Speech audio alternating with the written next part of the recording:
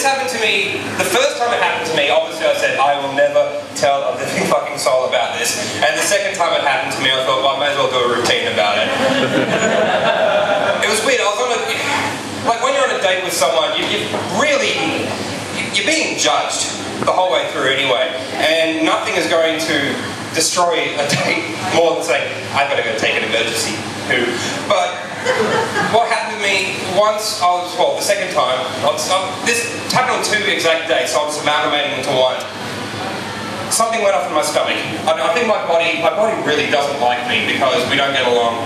He just says, please take me for a jog and eat a piece of fruit sometime.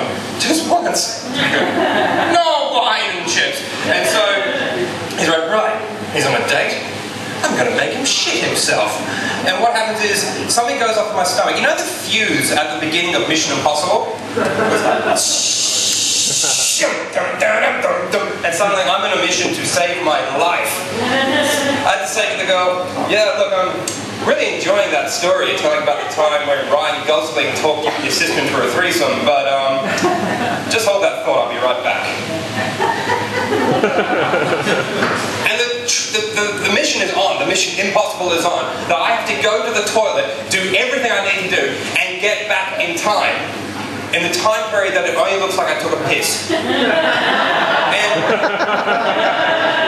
I don't want to go into too many details about the horror that I had to go through, but I kicked the door down and help! You know, don't need to go into details there. Because the thing is, right, girls time you when you go to the toilet.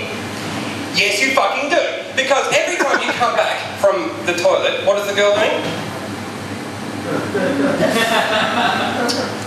Missed call from Mum. I'll be right back. No. I always thought the girl was like texting her friends going, I hope he's got a hot cock, or something like that. They've got their fucking stopwatch out. And they'll give themselves away sometimes because you get back after a really quick piss and they'll go, that was quick. Don't ever say that to a dude when he gets back from the toilet, because there is nothing cool you can say in response to that. Thank you. So a girl is judging you every second. Like, you can say literally anything when you leave the reason you go to the toilet. You can say to her, hey look, this date's going a lot better than I thought it would, so I was going to call my wife and tell her that she has to sleep on the couch tonight. Or you say, I just stole a big bag of heroin off some vengeful triads. I'm going to shoot up in the toilet. So when I come back out, wave at me because I may not remember you. Or you could say, I chose this bar because the toilet has a really good glory hole and I thought maybe you'd like to watch me suck up some blokes. Anything is better than I have to take an emergency poo. That is the end of the date right there. And I don't blame them. If the girl had to go, I'm off the shit, then no. Well, she would get a second date. This is the most... I met a girl once who, the reason she broke up with her boyfriend, I'll tell you why, your initial reaction will be, oh, and you go, no, that's fair enough. No one should put up with that. She broke up with her boyfriend because he'd stand around at barbecues with his hands inverted on his hips.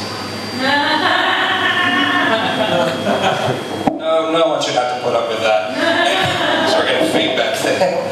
I mean, it sounds like the pettiest reason to, this is my roadie job right now, the pettiest reason to break up with someone, why are you breaking up with me? You stand with your hands on your hips backwards. Okay, I won't do that anymore, no, it's too late. And it's fair enough, you can be saying anything with your hands like that, yeah, well, the grizzly bear kept on coming and my knife was already in its head and I ran out of bullets and those orphans were going to get eaten, so I have to punch the bear to death using my ineffectual feminine backwards hands. Just give up, you're not getting a second date. Speaking of someone who's never had a second date. Segway master, would you please welcome the very lovely and funny,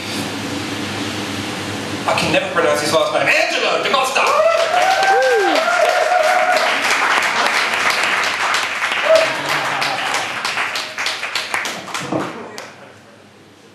How you going? Just picking up on something Sam said, there is no right response to, wow, that was quick. This is a true story. This is a bit of a segue, but I'm going to say it anyway. First time I met my girlfriend's parents when I was in my 20s, went to the toilet, and her mum weirdly said, "That was quick." And my only response was, "Well, the male urinary system is very efficient." She wasn't impressed. So today's the Gay Pride March day today. Raining. Kind of know how God feels about the homosexuals? That's wrong. I mean, everyone here likes gay people, right? Yeah, gay people. I mean, even if you don't like gay people, you're not going to say no, because who wants to look homophobic?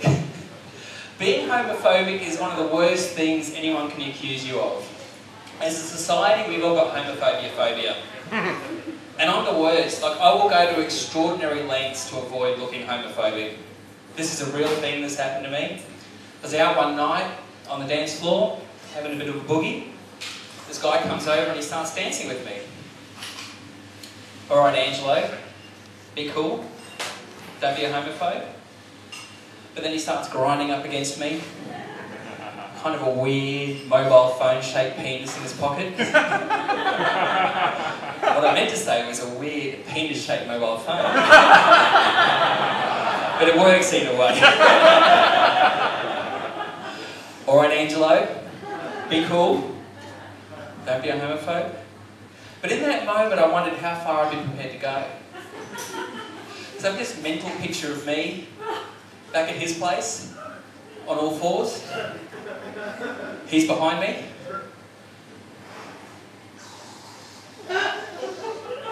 "Alright, Angelo, be cool. Don't be a homophobe."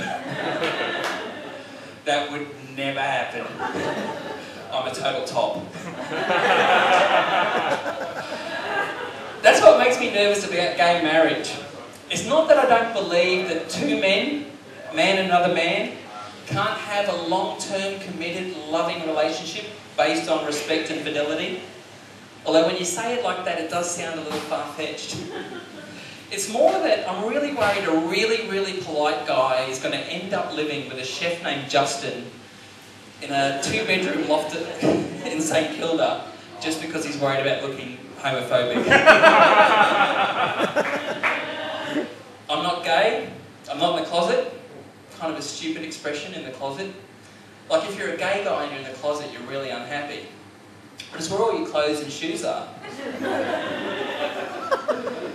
People used to think I was gay when I was younger. My dad asked me if I was gay. He only wanted a straight answer. But people used to think I was gay when I was younger and in shape. No one ever thinks you're gay when you're out of shape. You could be a big fat guy, back at the nightclub, 3 guys lined up, sucking their dicks.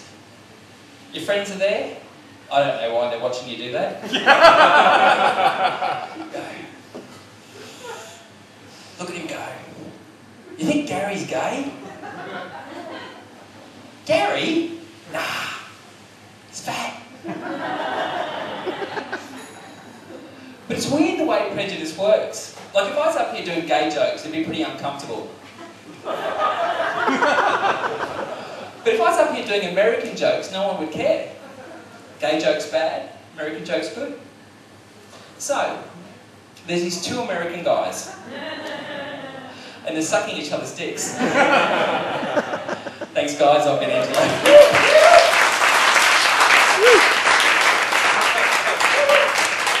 Let's keep the applause going.